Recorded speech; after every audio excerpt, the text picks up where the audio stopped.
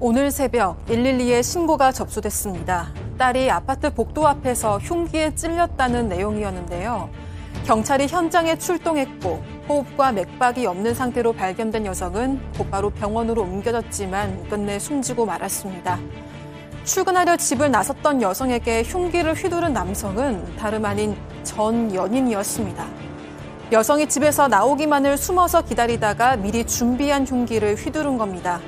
그런데 이 남성 여러 차례 스토킹을 하다가 현행범으로 체포되기도 했고 접근 금지 명령까지 내려진 상태였는데요.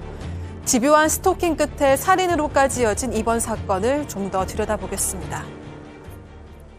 제가 올 초인가 말이죠. 얼마 뒤에 또다시 스토킹 살인 사건 전해드릴 것 같습니다. 그렇게 예상을 했는데 역시나 또 그 일이 벌어졌습니다. 네, 오늘 새벽에 있었던 일입니다. 새벽 5시 54분쯤이었는데 인천 남동구의 한 아파트에서 일어난 흉기 난동입니다. 30대 여성이 출근하려고 집을 나섰는데 이 여성을 한 30대 남성이 기다리고 있었습니다. 전 연인이었고요. 곧장 흉기 난동이 이어졌습니다. 피해 여성의 어머니도 남성의 범행을 말리는 과정에서 손이 찔렸습니다. 이 여성의 어머니는 남성이 범행을 저지른 직후에 집 안으로 들어가서 웬 남성이 흉기로 딸을 찔렀다 이렇게 112에 신고를 했는데 당시 집안에는 어린 손녀도 있었다고 합니다. 신고받고 경찰과 소방당국이 출동을 했고요. 피해 여성은 심정지 상태로 병원으로 옮겨졌지만 결국 숨졌습니다. 이 해당 남성은 모녀에게 흉기 휘두른 뒤에 자해를 시도했습니다. 결국 숨졌습니다. 소장님, 저 남성과는 어떻게 해서 알게 된 사이죠? 네, 같은 보험 설계 일을 했다고 합니다. 그러니까 직장 동료로 있다가 이제 연인이 되었던 관계입니다. 그러니까 올해 2월에도 데이트 폭행 혐의로 여성이 경찰에 남성을 신고한 적이 있어요. 경찰이 현장에 출동을 했는데 뭐 얘기하다 보니까 그냥 말다툼으로 벌어진 일이라고 해서 사건으로까지 진행이 안 되고 현장에서 종결이 됐습니다. 그러던 중 지난 5월 중순에 두 사람은 결별을 하게 되었습니다.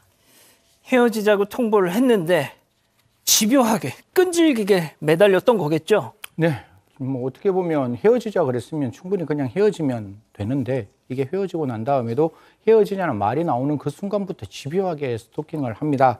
사실 그래서 이 여성은 6월 2일 날 스토킹 처벌법 위반으로 고소를 합니다.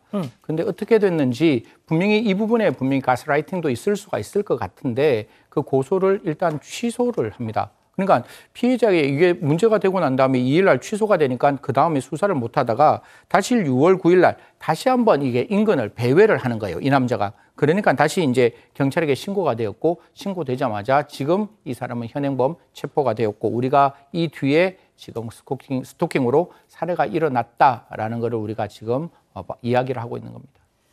구속영장 왜 안 했던 거예요? 사실 이거는 뭐 무조건적으로 경찰을 비난하기는 좀 그렇습니다. 왜냐하면 그러니까 사실 경찰이 딱 첫눈에 보고 이 사람이 나중에 살인 사건을 저지를 것 같다라고 판단하기 좀 어렵죠. 물론이죠. 통상적으로 어떻게 판단을 하냐면 현행범으로 체포할 당시에 저 사람이 어느 정도 여성에게 강력하게 뭔가 폭력을 행사하거나 흉기를 들었거나 이런 경우라면 현행범 체포의 구속영장이 당연히 신청이 됐고 청구가 됐을 겁니다.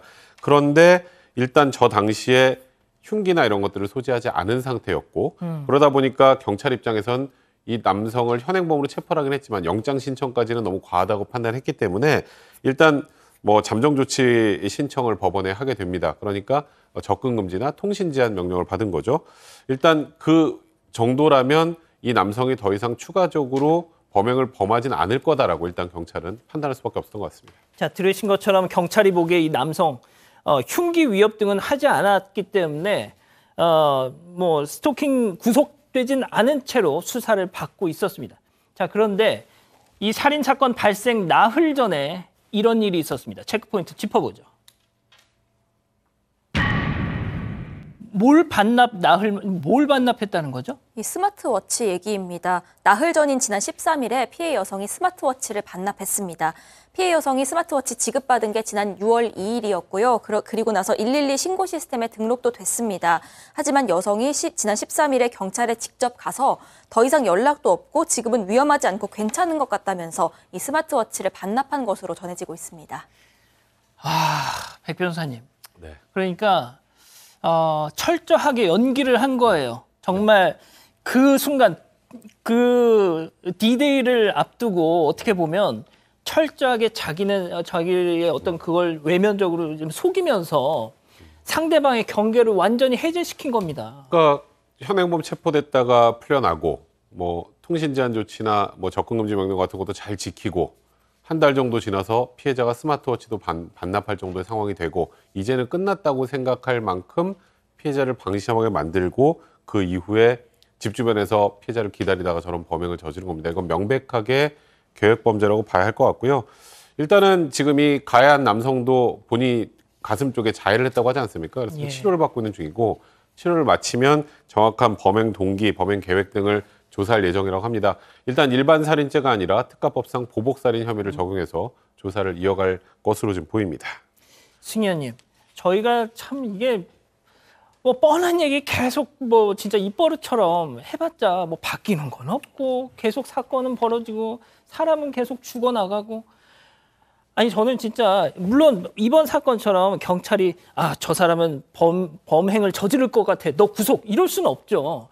하지만 뭐랄까요 저는 이게 진짜 그 우리 사회가 갖고 있는 어떤 인권의 개념 그러니까 너무 좀 이제는 좀 그걸 좀 제약할 필요도 있지 않습니까? 뭐 제가 거듭 말씀드리지만 가해자에 대한 인권 보장해야 되죠. 하지만 가해자의 인권은 법이 정한 것만큼만 하면 되는 거고 국가는 피해자 편에서 피해자를 반드시 지켜줘야 한다는 생각을 분명히 가져야 할 것 같습니다. 스마트워치든 이런 그런 그 장치를 피해자가 아닌 가해자한테 채워야 된다. 아니 안 그렇습니까? 그러니까 저도 늘 얘기하는 게 스마트워치를 피해자가 찰 게 아니라 스마트워치는 풀을 수 있잖아요. 그러니까 풀을 수 없는 전자발찌 같은 것을 가해자에게 채우는 방안이 필요하다고 했는데 이제 그것도 시행이 됩니다. 앞으로는. 그러니까 좀 뒤늦은 감은 있지만 이 법이 시행돼서 이런 게 좀 철저히 지켜졌으면 합니다. 자, 두 번째 사건 이렇게 정리하고요. 가족 여러분 잊지 마시고 구독과 좋아요 알림 설정 여기.